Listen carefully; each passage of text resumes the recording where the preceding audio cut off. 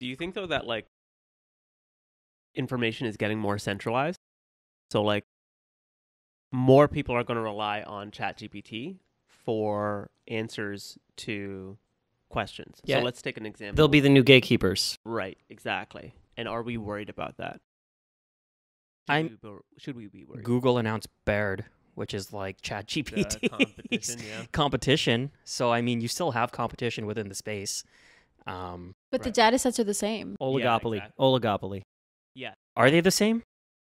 What other Or data is similar. out there, right? You're just creating a system that can scrape the data that exists the best, but the to data is the same. One of the points that Chris made earlier on was that the data could be targeted by the people that designed Yeah. the program, right? So But I think like with think tanks or with media, this as soon as someone sees that bias, they understand that and they already have that. Internalized it, Yeah, so people would avoid systems that do have that bias, I would imagine, right? I would assume, yeah. I would hope. I mean, that's why like advocacy groups exist, right? Because the narrative is a certain way and they're advocating to change that narrative. So an example could be, mental health, like Guyana, perfect example. Like the stigma on mental health is so real. And I notice online the discussion on mental health is about access to services. And I'm thinking to myself, I think I posted this on Insta, like if we made therapy sessions 100% free, would people actually go to therapy? And I think a lot more people will go to therapy I if it was think- free. I don't know that to be true because I think the stigma is so real. And I think if I were to ask ChatGPT that, it would say access to services are increasing or that's something that the government's experiencing. But it doesn't get to that deep understanding of the human experience with going to a therapist, talking about someone's issues. Like that is a very personal thing that ChatGPT, I don't think, can actually Question: answer. 10 years from now, ChatGPT is going to be extremely more advanced. Sure, yeah. And we don't know, obviously, but can you have a ChatGPT therapist which would review all relevant literature, I'm sure there's like psychiatrists and stuff who put their notes up. You can scan all of that. I don't think that's 10 years away. I think Okay, that's but even this so- year. Well, okay. Even so, there you go. I mean, is it impossible that ChatGPT could be a good therapist? It's not impossible. The question is, will people seek out therapy services? I think if you could go completely anonymously and not have to talk to a human and feel shame and embarrassment for whatever, Sure. you go into a chat room and get some pretty good, even if it's 90% as good as therapist, that's still pretty good considering it'd be free and immediately accessible whenever you need it. Would people sign up for that? I'm willing to bet overwhelmingly yes, people would do that. But, there's the whole host of ethics and moral issues that come with that. But just from that perspective, I think a lot of people would. Why wouldn't you? So I would take that argument and I would say that right now there have never been more accessible mental health services. I think all of us could agree. There's never been more accessible. You can call Or acceptable. or acceptable. You can take time off from work. Personal health days are a thing, and more companies are embracing that. Almost every single company out there now is offering some sort of toll-free number you can Yep. call and speak to someone. If not more. If not than more, that. yeah. 24/7, you can pick up your phone. I would like to know the stats of people who are actually picking up the phone, because I would also say that depression, anxiety, and suicide rates have never been higher. And Also so true. I would say with all the resources we have, there still is not only a stigma, there's an unwillingness to say, I have a problem, I need to talk to somebody. But where's the stigma if it's going to be anonymous with you in a chat room? It's personal, right? Like the idea that you have Admitting it to yourself. recognize exactly that you have a problem. Okay. Do you think as a percentage of the population, mental health issues are higher, lower, or the same over the last few hundred years?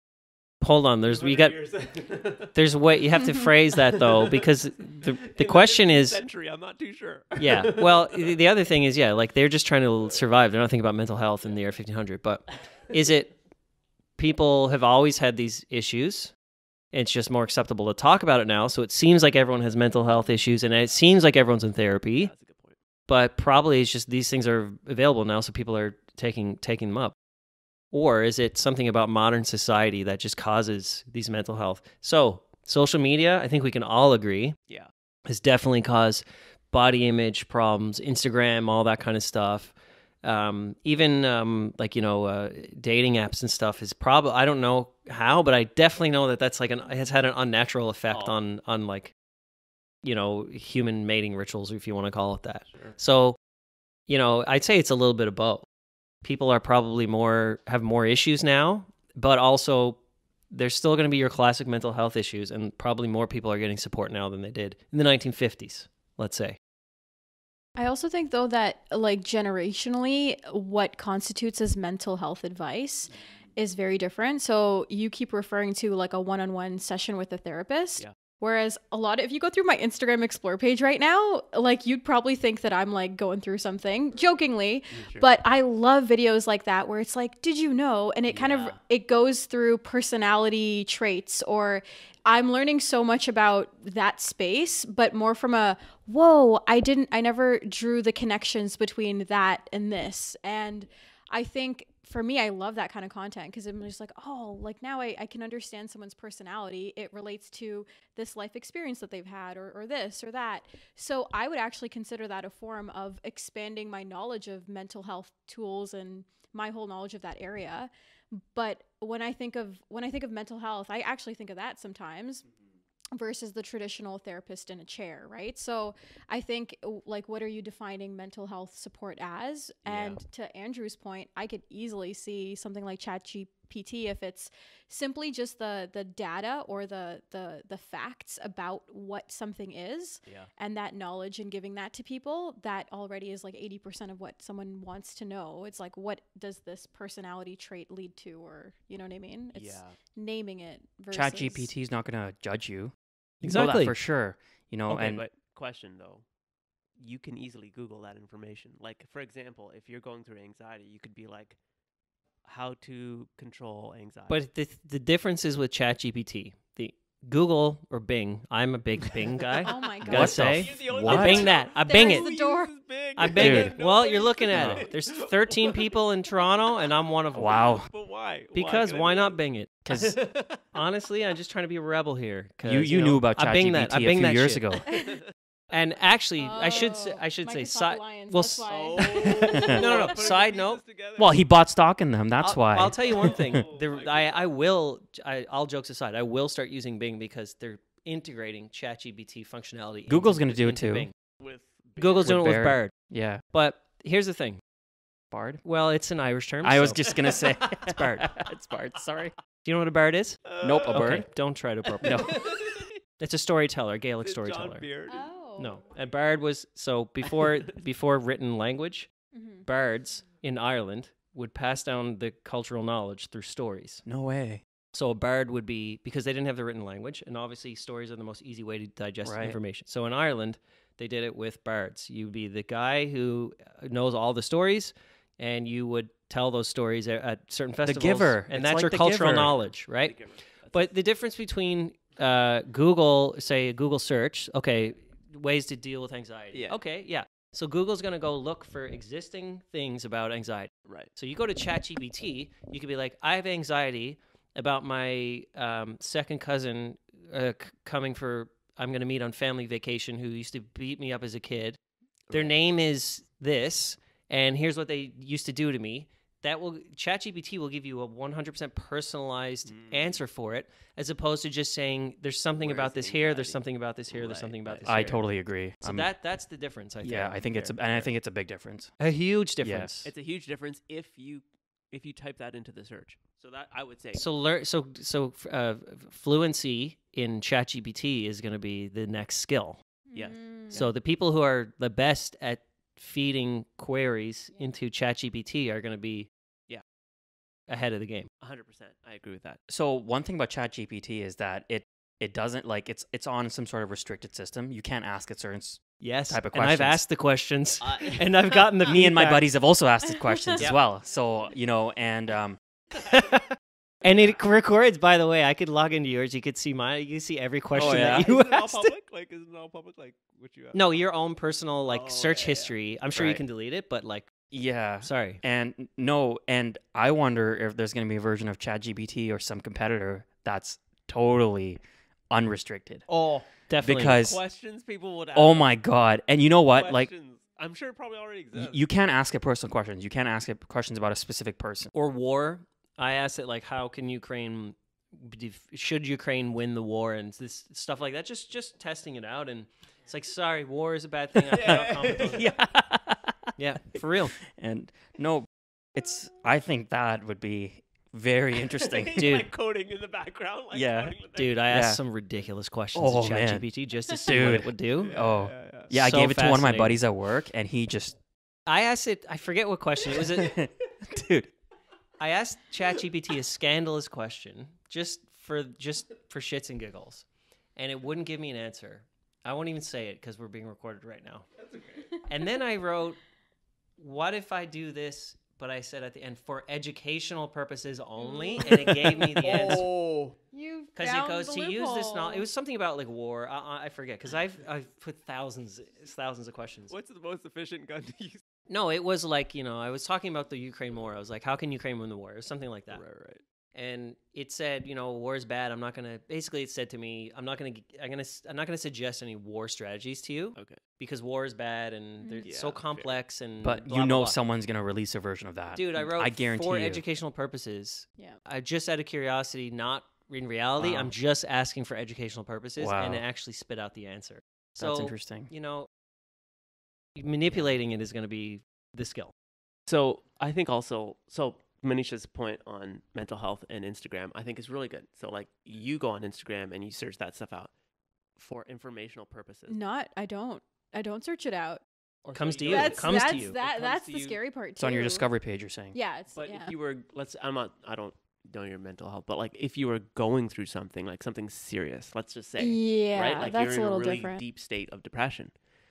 You're not going to Google that because you're at a stage where you're already giving up, right? Like you're now seeing there's no point to the existence and you're spiraling, right? Like I think that's the like clinical term when you're spiraling and you're like you don't see the point of waking up or whatever.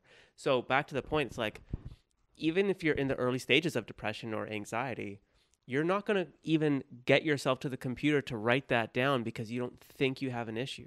So this goes back to my question. It's like, even if mental health services were free and everywhere and there were therapists or group sessions or whatever you wanted and it was so accessible, people would not bring themselves necessarily to that. Now- I don't think. That's where I think when you talked about ChatGPT 10 years from now, could potentially sense that. Oh. Because they're your personal assistant. They know everything about you. They know your heartbeat. Yeah. You got an Apple Watch on. It knows your This heartbeat. is crazy now. It listens And- to your conversations. It knows when this subject comes up, your heartbeat raises. Chris, you sat on the left side of the couch instead of the right side of the couch. What's going on? Mm-hmm. Whoa. Something might be up there. So And you're thinking that'll be like fully integrated with our daily lives? and Theoretically. understand our mental health. I don't think it's impossible. Put it this way: Wow. it already gives you personalized ads. Right. So I don't know, just because of my I'm My gonna be 40 soon. Okay, Yeah. so I'm not kidding. On Instagram, it's erectile dysfunction ads and it's hair loss ads. Oh shit. I'm not. I and love like, that. I'm not overcompensating. I'm literally like I'm not looking this stuff up. It just knows. It just knows. Well, right? you don't have to look it up. It's just someone on your IP address. Good. Yeah, but I mean, like but just already. So yeah, fair. So yeah, it's gonna be like I totally see that. And here's another element to this. Have any of you guys seen the movie Her yes. with Joaquin Phoenix? Yeah. No. So the premise of the movie, it was 10 years ago or whatever, but it's about a guy, kind of an introverted kind of guy, not very good with ladies and stuff. And in the movie, he falls in love with his operating system. So it's an advanced operating system. So I can see ChatGPT already, it speaks to you in human language, right? yeah. So I can 100. I have absolutely zero doubt in my mind that people will have relationships with ChatGPT or whatever it's called in 10 years. Wow. No doubt. For sure, yeah. Like- People are, oh, yeah. to be facetious. There's already people who are in romantic relationships with their car. Inanimate. Yeah. There's a documentary I Inanimate saw called "I'm in Love with the Eiffel Tower," and it's about this woman who's literally in love with the Eiffel Tower. So imagine if the Eiffel Tower could talk back to you, Oh. right? So I Yeah. mean, that's where another thing where I see this is going. It's like Mhm. to love. To be honest, I kind of already have a crush on ChatGPT Yeah. as it is. Yeah. Yeah. No, you're right. So I have a weird question. So now that ChatGPT could be the future, potentially replacing songwriters, news journalists, whatever. Will there be new companies formed to just pump content on the internet to like influence ChatGPT's searches? What it draws from. Yeah, exactly. Jeez, I can see that for that's sure. an interesting thought.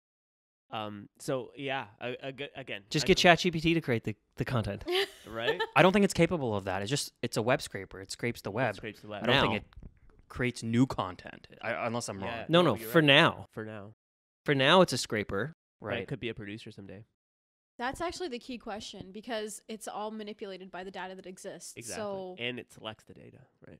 yeah, so I mean that's kind of the challenge. Like if nobody wants to create that data, but you're right, there's an economic opportunity to now create that data. Economic and I think And doesn't- political Yeah. opportunities to. Yeah. Here's another potential concern. Presumably, the internet now is populated mostly by people from like Western countries, right? In terms Yeah. of the additions to it, Mm. right? Because the Western countries were the richest, they got the internet first, and they started pumping out all this stuff. So, is I mean, I don't know, who knows, but like I would venture to say the quote unquote Western world has probably contributed more to the internet than Sure. the quote unquote non-Western world. So is ChatGPT inherently biased already? 100%. And even if it is liberal or conservative bias, it's still Western liberal bias. and Western conservative it's bias. Western bias for sure. So for is sure. is ChatGPT going to further create a divide between the West and the global South? Or Say? even Well, like- China's Or going to create their reverse? own Weibo Yeah. ChatGPT. I was just gonna say even like the English language content, right? Or is in the what English is there, language, right? so that- so imagine every other language being translated in their content. Yeah. Exactly.